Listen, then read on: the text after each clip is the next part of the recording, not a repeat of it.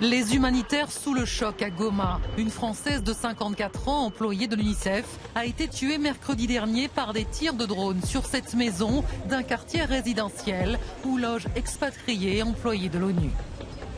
Le personnel humanitaire ne doit jamais être pris pour cible. C'est le droit international.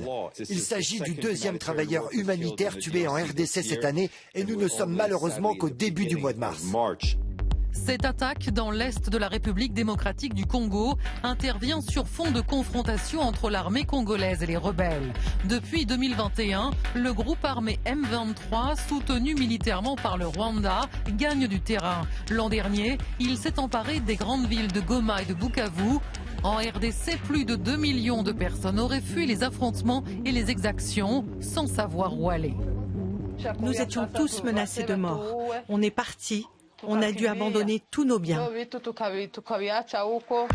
Et pourtant, en décembre dernier, Donald Trump s'est félicité d'avoir obtenu un accord de paix entre la République démocratique du Congo et le Rwanda. Un deal basé sur le commerce et l'exploitation des minerais. Une bonne affaire pour tous, selon le président américain.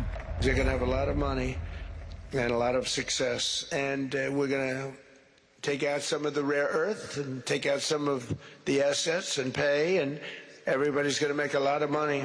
Premier producteur de cobalt, la RDC détient également 60% des réserves mondiales de coltan. Son sous-sol regorge de ces précieux minerais, indispensables à la fabrication des composants électroniques de nos smartphones et de nos ordinateurs. Alors les incitations économiques peuvent-elles vraiment mettre fin à 30 ans de conflits et de cessez-le-feu bafoués? Comment sceller une paix durable en République démocratique du Congo et venir en aide aux populations déplacées?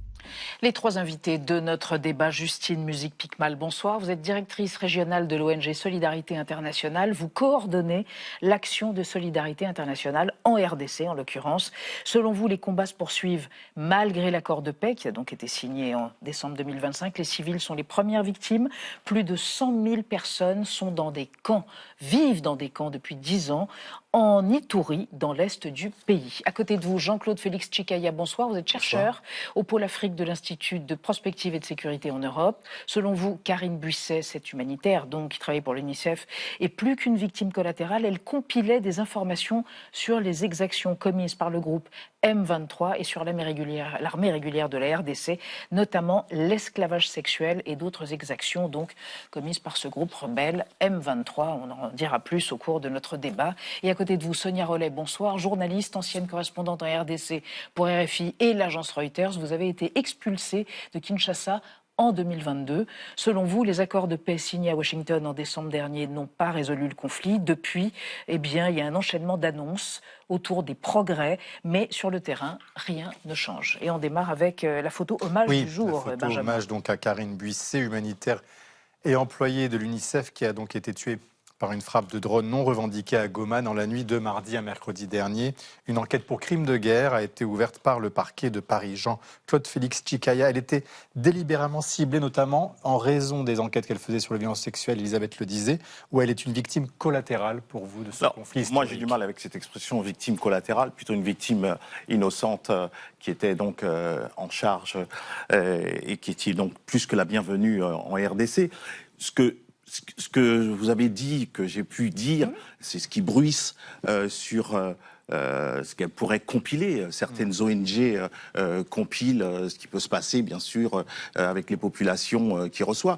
Mais là, j'ai deux personnes qui pourront, sur ce volet-là, avec plus de compétences sur les ONG, répondre à ma place. Ce qu'on peut dire, c'est que ça a été l'effroi, une consternation de plus, un drame dans les drames successifs et quotidiens depuis plus de 30 ans, dans l'Est du Congo. C'est vrai que souvent on parle des 3 décennies, mais les racines de ce conflit sont coloniales et même avant. Et ce qui est important de dire, c'est que on en reviendra peut-être tout à l'heure, c'est que cet accord est complètement dans l'impasse et cet accord de cessez-le-feu n'est respecté et est entravé par personne et notamment par le M23 soutenu par le Rwanda de M. Kagame. Justine Muzik-Pikmal, il faut rappeler que ce n'est pas la première fois que le personnel humanitaire est pris pour cible. Il y a eu, c'est le deuxième décès cette année, 13 l'an passé et on compte 650 incidents qui ont touché les humanitaires dans ce pays. Alors, il y a eu beaucoup d'évolutions. Comme disait mon collègue, ça fait donc 30 ans que l'Est de la RDC est en guerre. Il y a eu une évolution avec l'arrivée des drones, on le voit dans le monde entier. Les drones, c'est récent hein, sur la RDC. La population congolaise est de façon permanente la première cible de toutes les attaques.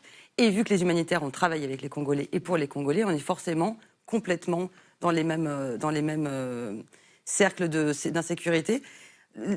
Les drones ont aussi endommagé il y a quelque temps une autre ONG l'année dernière en fin d'année sur un bureau un peu plus haut dans le Nord Kivu. C'est la première fois dans Goma que ça attaque dans Goma. Donc un drone attaque dans la ville de Goma, dans une des villes les plus surpeuplées d'Afrique. Alors, vous évoquez donc la nouveauté, les drones. D'ailleurs, il y en a en Iran, dans le conflit en Moyen-Orient. Il y en a qui sont utilisés en Ukraine. Vous nous en parlez, Anna? Oui, aujourd'hui, l'usage des drones. Tout à fait. Aujourd'hui, en RDC, ces drones, ils ont modifié en très peu de temps la nature des combats. Jusque-là, il était question d'une guerre d'infanterie plutôt classique, avec les forces rebelles qui dominaient le ciel congolais. Mais les choses ont changé avec l'arrivée de ces drones. 70 attaques recensées en 2025 et 31 rien que pour le mois de février 2026. L'armée congolaise, elle, s'est équipée en drones turcs ces 2 dernières années. On va les voir ici, les TAI Anka et les TB2. Et en drones d'attaque longue portée chinois, les CH4 sont capables de lancer des missiles avec une portée comprise entre 3500 et 5000 km, ce qui a permis à l'armée de combler son déficit en avion et en hélicoptère. Et puis de l'autre côté, les rebelles soutenus par le Rwanda disposent, eux, de drones kamikazes turcs qui explosent sur leur cible. Et de drones estoniens. Ces derniers mois, ils ont visé à plusieurs reprises l'aéroport international de Kisangani, base de commandement des drones militaires de l'armée. Et puis, au mois de novembre, le Rwanda a conclu un accord de coopération militaire avec la Turquie qui prévoit notamment la construction d'une ligne d'assemblage de drones dans la région des Grands Lacs. Sonia Rollet, est-ce que ces attaques récentes de drones, c'est bien la preuve que le cessez-le-feu est complètement caduc, piétiné ?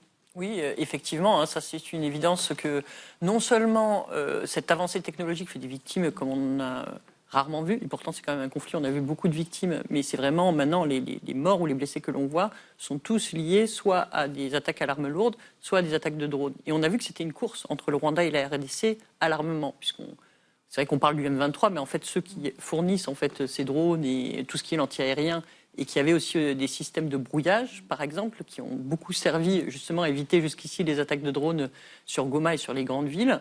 C'est le Rwanda qui les fournissait au M23 et qui a aussi en train de former le M23 à faire que ces attaques de drones soient aussi, puissent être aussi relayées par le M23 aujourd'hui. Donc tout le monde est sur ce niveau-là, tout simplement parce qu'en fait, il n'y a plus tellement de combats. Les combats au sol sont assez limités. On se retrouve avec des combats entre groupes armés, donc ça va être les Wazalendo qui sont un groupe armé allié au gouvernement congolais ou les rebelles hutus rwandais des FDLR qui sont alliés aussi au gouvernement. Et de l'autre côté, le M23 qui se bat sur le terrain. Il y a quand même des troupes rwandaises aussi d'élite, on le sait, sur le terrain, mais on a beaucoup plus de combats finalement à distance et c'est pour ça que ça fait des victimes sur les civils. Il y a combien d'hommes? Il y a plusieurs milliers d'hommes, c'est ça? Ah oui, on a des milliers d'hommes et de chaque côté. De chaque côté? Beaucoup de recrutement. Au départ, c'était beaucoup plus de troupes rwandaises que de rebelles. Depuis les rebelles, quand même, ça fait des mois là qu'ils ont recruté, qu'ils forment. Voilà, c'est une rébellion qui s'est mise en place petit à petit. Au début, le problème était limité. Encore, on pouvait dire il y a un an que le problème était assez limité, 1 an et demi. Mais là, aujourd'hui, on se retrouve avec des milliers, voire des dizaines de milliers d'hommes sur ce terrain. Et ça sera compliqué à résoudre. Ouais. Jean-Claude Félix Tshikai, qu'on comprenne bien, c'est le Rwanda qui est impliqué, qui s'est impliqué dans ce conflit, qui est très présent sur fond aussi de génocide dans ce pays il y a quelques années. Donc tout ça a un contexte historique. Il y a un contexte historique, il faut faire attention avec le mot génocide. C'est-à-dire que beaucoup de réfugiés, donc pendant le génocide, se sont réfugiés au Congo, et notamment une partie armée par rapport au génocide. Et malheureusement, le président congolais actuel a du mal à se séparer de ce groupe. Donc on peut comprendre Monsieur Kagame, mais ça lui donne pas Monsieur Kagame, le président rwandais, mais ça lui donne pas porte ouverte pour piller les sous-sols et matières premières, parce que le Rwanda se trouve aux premières places des matières premières, alors qu'il en a très peu, voire pas, à l'intérieur donc des classements internationaux. Pareil pour M. Museveni, président de l'Ouganda, qui lui aussi... Pays voisins aussi. Donc c'est pas seulement une problématique RDC-Rwanda, c'est régionale, voire continentale, avec les multinationales qui ne parlent pas trop, voire qui se taisent, parce que parfois, ils peuvent avoir des prix discount. Et puis, ce qui est pris en RDC est acheminé donc au Rwanda. Et d'ailleurs, les accords de M. Trump signés par M. Kagame, ben, c'est comme s'il validait ce que faisait de manière frauduleuse le Rwanda. Donc c'est habile, mais ça bafoue le droit international et tout ce qui génère tous ces morts au quotidien. Oui, et 7 800 000 personnes déplacées. Hein. Et alors, vous parlez de cet accord de paix qui a été signé entre les deux parties sous les auspices de Donald Trump en décembre dernier, donc tout récemment, et le président américain s'en félicitait, bien sûr. Écoutez. Spent a lot of time killing each other, and now they're going to spend a lot of time hugging, holding hands, and taking advantage of the United States of America economically like every other country does. And I think they're going to get along really well, so I hope so. Ouais, du moins, je l'espère, sauf qu'il y a une atmosphère glaciale entre les deux, hein, Sonia Rollet. Ils ne vont pas se serrer la main, les deux hommes. Donc, c'est un signe précurseur que le conflit ne s'arrête pas à ce moment-là. C'est deux pays, deux parties qui sont irréconciliables à ce jour. Ah oui, là, en fait, ils signent des accords, ils en signent, ils se voient. Même le M23 et le gouvernement se sont vus régulièrement à Doha ces derniers mois. Il y a des annonces qui sont faites par les médiations. Donc, on avait la médiation de Doha, puis la médiation de Washington dans ce dossier, puis après la médiation africaine aussi qui était là. Mais en fait, la réalité, c'est qu'ils signaient pour ne pas respecter. Le premier accord, d'ailleurs, qu'ils ont signé, qui était en juillet, c'était un accord entre le Rwanda et le Congo, qui était en fait un accord négocié à l'époque par la médiation angolaise, repris tel quel par les Américains, qui n'arrivaient même pas à les faire négocier à ce moment-là, et où ils ont dit simplement, vous vous engagez à respecter ce que vous étiez déjà engagé à respecter. Et tout le monde avait annoncé un accord incroyable sous l'égide des États-Unis. Mais c'était entièrement faux. Tous les calendriers qui ont été donnés n'ont jamais été respectés. Il devait y avoir des échanges de prisonniers, jamais respectés. Il devait y avoir le développement de missions sur le terrain pour observer le cessez-le-feu, jamais respecté. Le cessez-le-feu, jamais respecté. Donc là, c'est vrai que on est sur quelque chose où c'était... alors, il y a quand même, du côté des Américains, quelque chose qui existe, c'est-à-dire une pression sur les deux pays qui fait que chaque fois que le M23 et le Rwanda avancent trop, et notamment trop vers ces ressources minières qui sont aussi au Katanga et dans le Lualaba, donc au-delà des limites pour l'instant du M23 et du Rwanda, mais qui ne sont pas très loin, qui sont aux portes et qui intéressent beaucoup les Américains. Là, les Américains mettent un coup d'arrêt quand ça devient des grosses exploitations minières. Mais bon, en tout cas, à part cette pression-là qui fait que le M23 se retire et le Rwanda se retire... Rien n'évolue. Et pendant ce temps-là, Justine Musique-Piquemal, les femmes sont victimes de viols conçus comme des crimes de guerre. Je crois qu'en 2025, il y a eu 80 000 victimes de viols, un tiers étant des adolescentes. Les chiffres sont largement sous-estimés. Exactement. La guerre en RDC, c'est une arme de guerre depuis 30 ans. Le viol est une arme de guerre depuis 30 ans sur la RDC. On a des dizaines de groupes rebelles sur la RDC. On dit chez nous, celui qui comprend la RDC, c'est qu'il n'a pas compris la RDC. Donc c'est assez clair. Il y a des groupes partout. Et l'arme de guerre sur les femmes et sur les enfants, le viol massif, façon régulière, arrive tout le temps. Et en même temps, Jean-Claude Chikaya, début mars, les Américains ont pris de nouvelles sanctions contre l'armée rwandaise. Donc ça veut dire que est-ce qu'ils ont choisi leur camp ou pas, les Américains, où ils jouent double jeu là? C'est tellement clair que le Rwanda est plus qu'impliqué, comme on vient de l'expliciter, et il soutient donc le M23 et donc ceux qui ont bafoué donc en premier les accords de cessez-le-feu, c'est le M23, c'est qui a soulevé le courroux de monsieur Trump, qui signe aussi, il faut bien le dire, ces accords de paix qui sont plus des accords de paix géopolitiques et économiques, voire ultra libéral. Et plus que capitaliste et sans vergogne, je le dis de manière assez franche, parce que comme il le dit lui-même, en disant on va se faire de l'argent, on va se make money. Voilà, oui, j'allais justement ressortir cette phrase qui est d'un cynisme incroyable. On parle de choses effroyables comme on vient de le faire tous les trois et vous-même, et on voit que cet accord il n'est pas respecté aussi parce que l'interlocuteur est aussi sans vergogne malgré sa puissance géopolitique et géoéconomique. La RDC aussi, le théâtre géoéconomique avec la Chine et d'autres puissances, et aussi les voisins qui ne sont pas, et notamment l'Ouganda, qui essaie de se faire discret sur le plan médiatique et géopolitique, mais on voit bien que c'est beaucoup plus multidimensionnel et multiforme, ce conflit.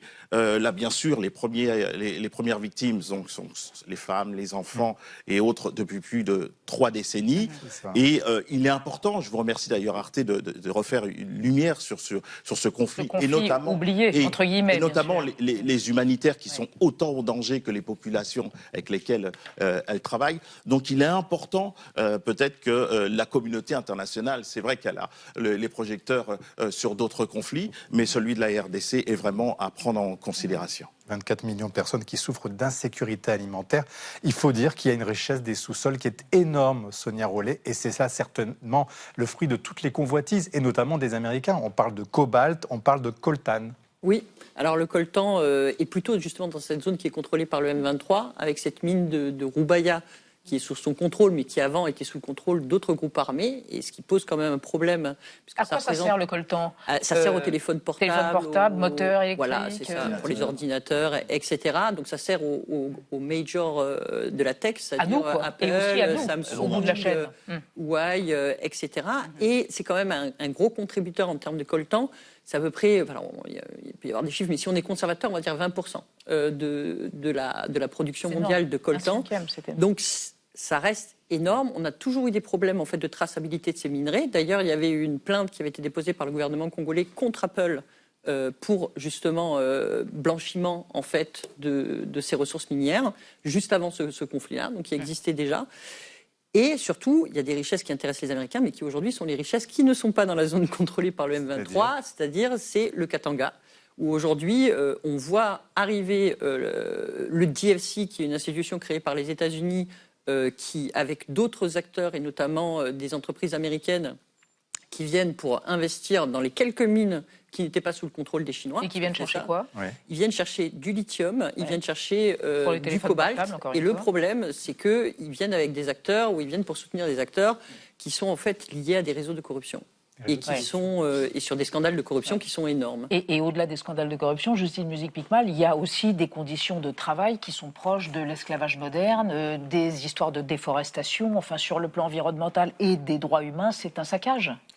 Alors oui, et en fait c'est compliqué pour, je pense, tout le monde de comprendre comment ça fonctionne en RDC, mais en fait l'est du Congo, c'est un maillage de petits États avec donc des groupes rebelles dont on parlait juste avant, et en fait il n'y a pas de protection des droits humains dans toute cette discussion, il n'y a pas de protection des humains.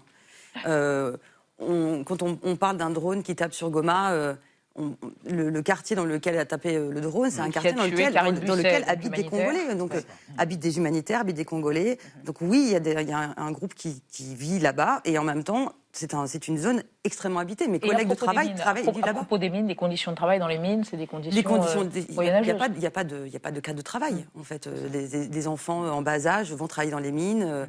Il n'y a pas de cadre de travail aujourd'hui sur ces zones-là. On est sur des mines artisanales, beaucoup. Et même sur les mines qui ne sont pas artisanales, qui sont industrielles, on a de l'artisanal qui se fait dessus. Donc il y a toujours des enfants qui travaillent dans les mines partout. Donc dès qu'il y a des écroulements, des glissements de terrain, en fait, il y a beaucoup de morts, et notamment des enfants. Parmi les enfants et parmi les mineurs. C'est pas nouveau.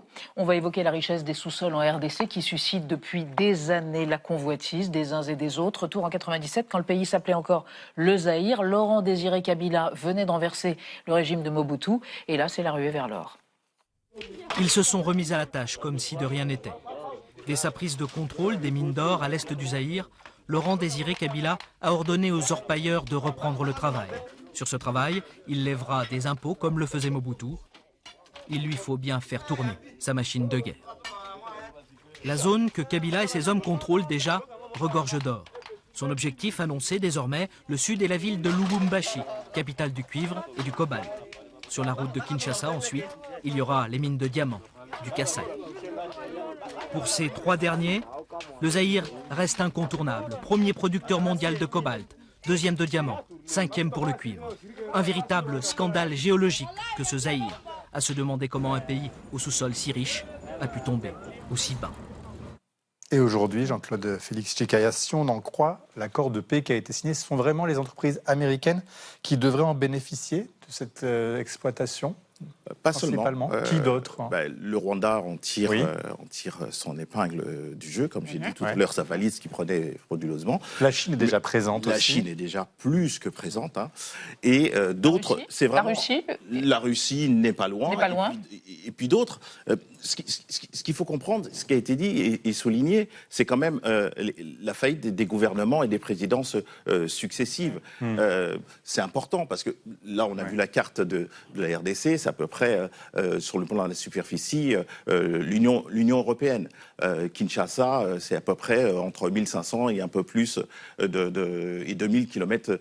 Goma, l'Interland est complètement, pas toujours efficace. Et c'est pour cela aussi que d'une manière habile, tout ce qui est pris frauduleusement, c'est un euphémisme, va vers le Rwanda, qui va rester de manière extraordinaire un des plus grands producteurs, entre guillemets, de cobalt et autres. Sonia Rollet, cette exploitation minière dont on parle, c'est celle qui permet aussi de financer les groupes armés? Oui. C'est clair que c'est une bonne source de financement. D'ailleurs, comme tout ce qui est barrière, parce qu'il y a des commerçants qui sont là, et puis il y a des barrières qui sont installées et qui permettent aussi aux groupes armés de tenir. D'ailleurs, c'est l'une des raisons. Au début, on a vu que le M23 se tenait un peu éloigné des mines quand ils pensaient pouvoir négocier assez facilement un accord de paix au tout départ. Et puis à un moment, parce qu'ils ont grossi, ils ont eu besoin de ressources et que le Rwanda n'a pas forcément complètement les moyens de ça, et on a vu qu'ils se sont mis à exploiter. Et puis là, on a une quarantaine quand même d'exploitations qui sont de l'artisanal, mais qui sont quand même des exploitations qui... Et on sait à peu près combien elles rapportent, ces mines? On a quelques estimations de l'ONU, mais franchement, c'est pas assez par rapport à ce qu'on voit. On voit que c'est vraiment énormément, et notamment pour l'or, qui est beaucoup plus difficile à tracer. C'est compliqué, mais c'est des centaines et centaines de milliers, voire des millions de dollars qui sont...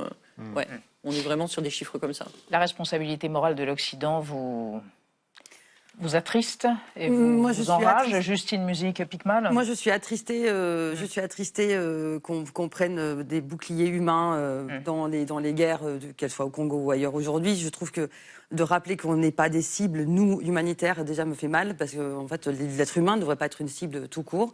Les Congolais, aujourd'hui, souffrent absolument de tout. On a la rougeole, on a le choléra, on a la variole du singe. Donc, toutes les maladies du monde se retrouvent dans ce pays, avec... un manque de médicaments flagrant aujourd'hui sur le petit Kivu dont on parlait tout à l'heure à Goma. Et vous allez y rester malgré les menaces? Alors nous, en fait, la menace du drone était une menace qu'on avait déjà anticipée. C'est que la menace, c'est différent de savoir, de se dire qu'on a des bombardements aériens qui se font à 15 km et qui se font en centre-ville. Donc forcément, les équipes congolaises expatriées sont plus inquiètes.